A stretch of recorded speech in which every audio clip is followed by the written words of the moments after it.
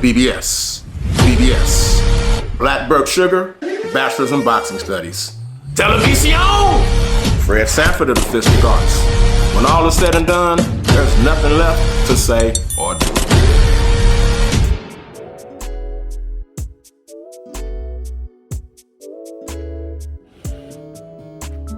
REED-BBS. BBS. Want to get into a little more talk about my dude, my bruh, my Tomodachi, Naoya Inoue, the monster, 4-weight world champion, undisputed at Bantamweight and Super Bantamweight. He was 2023's Fighter of the Year. Did a recent Ring magazine interview. Was pretty enlightening. I learned some things, his thoughts, how my dude, my bruh, my Tomodachi, Naoya Inoue feels about certain shit. Among other things, he feels the weight of having to perform to a certain standard every outing. He feels that. He did acknowledge that Bud Crawford is number one pound for pound. He himself is at a position where he is compared to Bud every fight by fight. Even the Cool Boy Steph fight was the same week as Crawford Spence. So yeah, they're compared to that ilk, to that degree. I call them pound for pound 1A, 1B. You can interchange them. I may sometimes list Inoue just to tweak some of y'all. But it's either Bud or Inoue Bud, however you wish to stack them and word it. And Inoue knows and feels and welcomes the weight of living up to that. It's good pressure, it's motivation, he said. He values being number one pound for pound. And as a fan, I love that. I love that matters to him. I want that to matter to him and for him to want to seek it and earn it, not just be given it. Like some.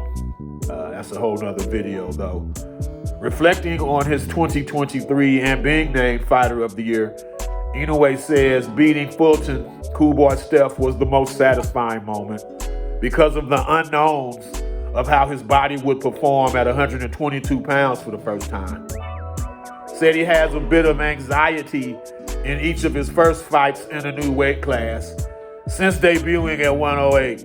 So when he went to 112, he actually skipped 112 altogether. He went from 108 to 115. So you could imagine anxiety there going from up 2 weight classes. Then, of course, 115 to 118, and now 118 to 122. Anxiety, each of those steps. That was a very real, a very candid admission by Inoue in that regard. I was, like I said, it was enlightening to learn some of that. He classifies the Cool Boy Steph performance as perfect. So that's a perfect performance. Conversely, he wasn't satisfied with the unification KO of Marlon Tapales.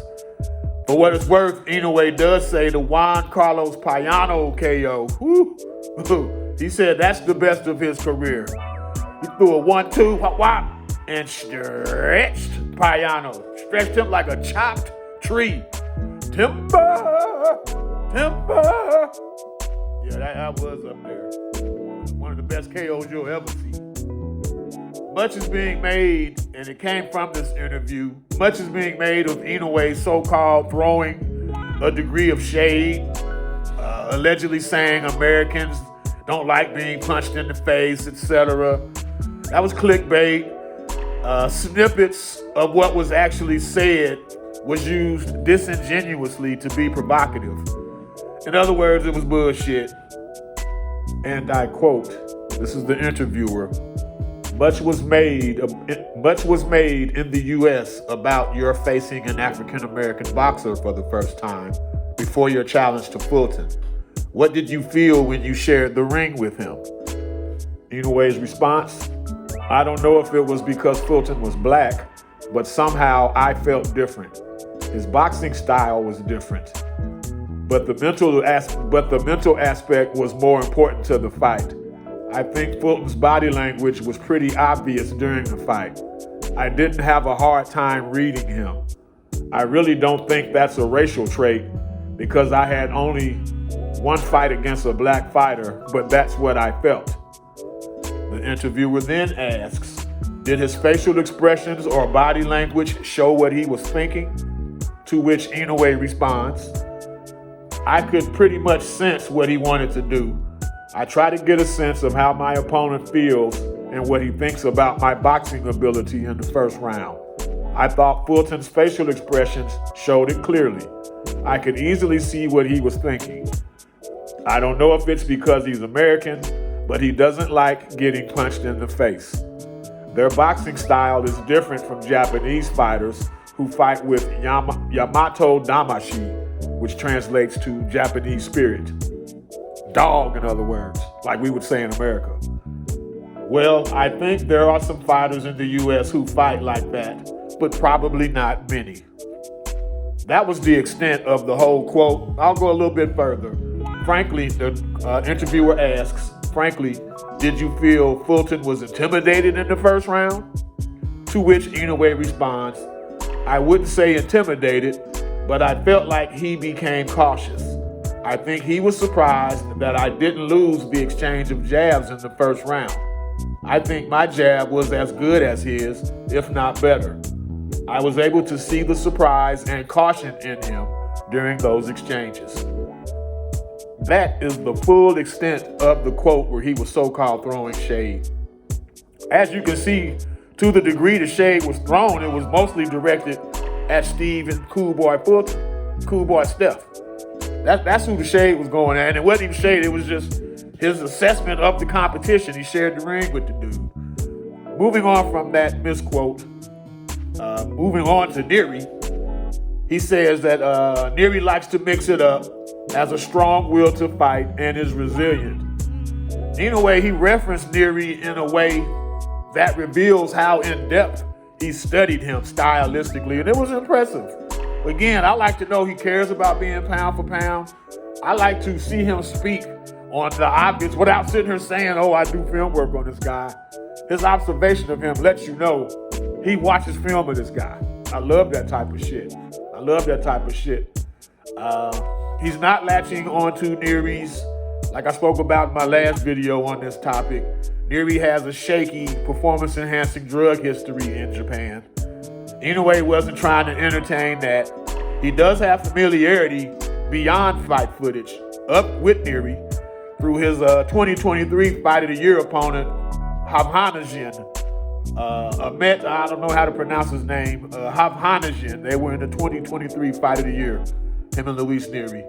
Well, Inoue sparred rounds with Havhanajin in the past. MJ Akhmadaliev, him and or Jandriel Casimero could be next. Because Inoue is trying to fight three times in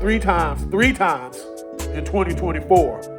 May, Nery, then there's September and December. Those are the plans.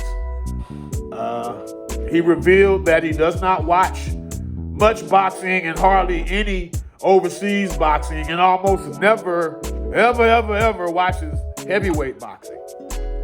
He said he knows the heavyweight names, but considers heavyweight boxing a different sport altogether from his brand of boxing. He didn't really elaborate, but I'm sure he's talking about stamina and punch output, ring generalship, skill level. You know, there's a lot that could tie into that quote. Inoue did say he wants to fight in America again, but he has turned Japan into a lucrative destination for lower weight fighters. He just has.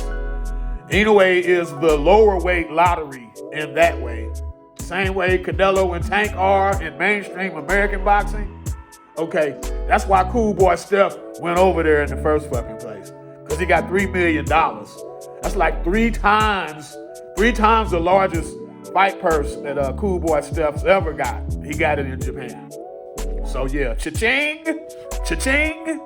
You can't knock him for fighting in Japan if the money's there and the opponents are cool with the money. You know, but I do want to see him in America also. He's in his own words entering the final 5 years of his career, is what Inoue says. And I'm here for all of it. All of it. I've been here and gonna be here and staying here. Inoue all the fucking way. Says he'll move up to featherweight in 2025. He thinks 126 pounds is his ceiling weight-wise because he walks around in the low 140s to begin with, just in between fights, walks around in the low 140s. But yes, just wanted to give y'all some up-to-date news on my dude, my bruh, my Tomodachi, Naoya Inoue.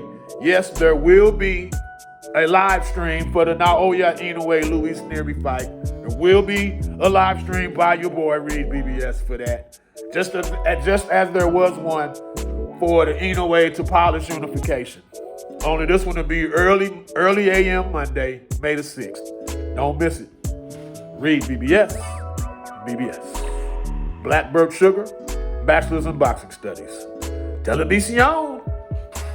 Fred Sanford of the Fistic Arts. When all is said and done, there's nothing left to say